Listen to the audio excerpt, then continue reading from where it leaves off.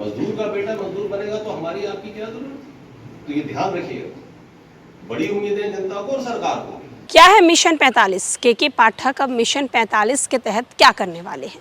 नमस्कार, मैं श्वेता और आप देख रहे हैं न्यूज़ फॉनिशो। बिहार शिक्षा विभाग के एसीएस के पाठक ने जब से पदभार संभाला है तब से लगातार चर्चाओं में बने हुए हैं।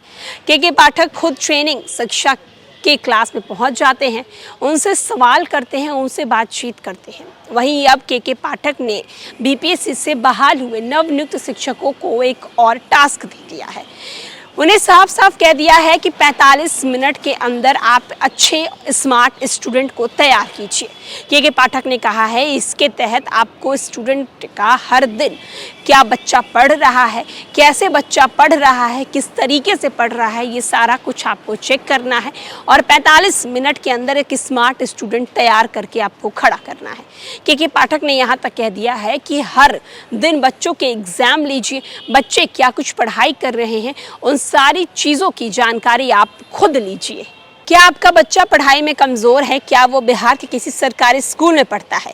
अगर हाँ तो खबर आपके लिए है। अब आपके बच्चे के लिए के पाठक इसी महीने यानी दिसंबर से एक बड़ा मिशन शुरुआत करने जा रहे हैं। इस मिशन के तहत बच्चे को चुना जाएगा जो पढ़ाई में बहुत कमज़ोर हैं। उनको अब अलग से 45 मिनट का समय दिया जाएगा। इन 45 मिनट के दौरान शिक्षक सिर्फ उन्हीं कमज़ोर बच्चों पर फोकस करेंगे जो पता लगा सकेंगे कि वो पढ़ाई के पीछे उनका क्या कारण है। कारण पता लगने के बाद बच्चों की दिक्कतें दूर की जाएंगी। इस बच्चे की पढ़ाई को दुरुस्त किया जाएगा। दिसंबर से ही सूबे के सभी सरकारी स्कूलों में मिशन दक्ष शुरू होने जा रहा है। के पाठक का मिशन जिसमें बढ़ने के बच्चे जो कमज़ोर हैं, जो अलग से पढ़ाए जाएंगे, इनकी परीक्षा भी अलग तरीके से ली जाएगी। यूँ समझिए कि बिहार के लाखों बच्चों के लिए स्पेशल क्लास चलाई जाएगी। मिशन दक्ष के तहत अब के पाठक बिहार के कमज़ोर बच्चों को पढ़ाएंगे, उन्हें शिक्षक के द्वारा पढ़ाए जाएंगे और ये बच्चों को पढ़ाने के बाद इनके जो शिक्षक हैं वो उनके रूटीन्स में बच्चे क्या कुछ पढ़ रहे हैं, एग्ज़ाम दे रहे हैं कि नहीं दे रहे, एग्ज़ाम में कितने मार्क्स ला रहे हैं, ये सारा कुछ टीचर जो है वो चेक करेंगे। चलिए हम आपको के पाठक के मिशन दक्ष के बारे में शिक्षकों को क्या समझा रहे हैं वो भी दिखाते हैं। नौकरी नहीं करनी, देखिए बड़ा नोबल प्रोफेशन है। अभी डीएम साहब से भी बात हो रही थी। जिलाधिकारी महोदय, आप सरकारी स्कूलों में पढ़े हुए हैं सुपौल, और आज भी वो याद करते हैं और हम सब याद करते हैं। जो हमारे अच्छे टीचर थे हमको आज भी रिस्पेक्ट करते हैं। ठीक है, आपकी समाज में बड़ी इज्जत हो। अगर आप ठीक से पढ़ाएंगे ना गांव के बच्चों को तो गांव की जनता बड़ी इज्जत करेगी, समझे आप। तो ये ऐसा प्रोफेशन है कि जिसमें बड़ा सम्मान मिलता है, तो इसलिए आप मेहनत करेंगे तभी होगा। आपको बहुत घर जाके भी आपको बहुत काम करना है। जैसे आपको अगले दिन क्या पढ़ाना उसका लेसन प्लान तैयार करना है। आपने एग्जाम लिया होगा, मासिक परीक्षा, उसकी कॉपियां चेक करनी होगी। होमवर्क लिया होगा, होमवर्क देखना होगा। वीकली टेस्ट हमने निकाल दिया है, वीकली टेस्ट लेना होगा। और कमजोर बच्चा तो उसको समझाना है कि भाई तुमने गलतियां कहाँ की।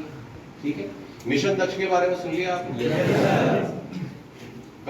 8वीं 9वीं में हमारे बच्चे पहुंच गए, एक वर्ड नहीं पढ़ सकता, वो ड्रॉप आउट होगा 10th में, उसको बचाना है ड्रॉप आउट से। टाइम कम है और अगर हमने उसको धोखा दिया है, उसका कोई कसूर नहीं था। उसका पिता मजदूर था, नहीं पढ़ा, माँ भी मजदूर थी, नहीं पढ़ी। हमने कहा अपने बच्चे को हमारे यहाँ भेजो, हमने उसको नहीं पढ़ाया। We have let him down। अब नहीं होना चाहिए। मजदूर का बेटा मजदूर बनेगा। अब 8वीं में आ गया, 9वीं में आ गया, एक अक्षर नहीं पढ़ पा रहा तो क्या बनेगा? कलेक्टर तो बनेगा नहीं, है ना। मजदूर का बेटा मजदूर बनेगा तो हमारी आपकी क्या जरूरत।